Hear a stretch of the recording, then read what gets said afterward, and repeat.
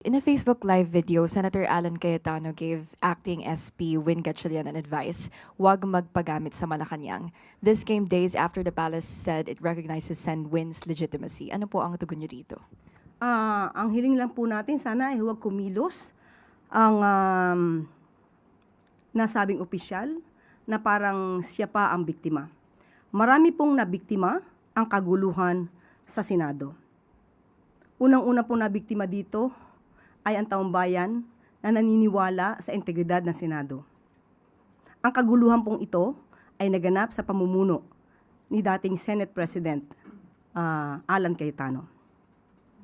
Ang mga biktima rito, kasama na po rito ang umaasa ng mga EJK victims na mapapanagot ang dapat na mapanagot.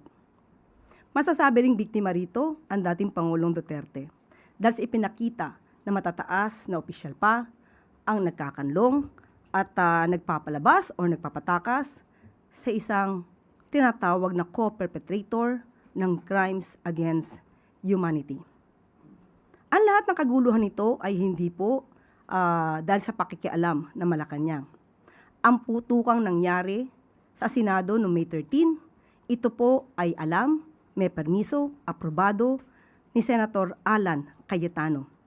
Ang pag-lock and load order na isinagawa at inutos ni General Aplasca noon, ito po ay aprobado ni Senator Alan Cayetano. Ang pagpapalabas o pagpapatakas kay Senator Bato de la Rosa ay aprobado din po ni Senator Alan Cayetano.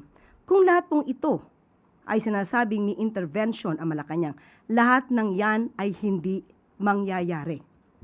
So, ang sinasabi ay mag-ingat sa Malacanang, mas mag-ingat po ang taong bayan sa mga taong nagkukunwari at nagpapanggap na banal. Yusek, are you referring to Senator Alan Cayetano dun po sa sinabi niyo nagpapanggap na banal? Wala po tayong pinapatamaan sa lahat po ito. Kung tatamaan po siya, wala na po tayong magagawa ron.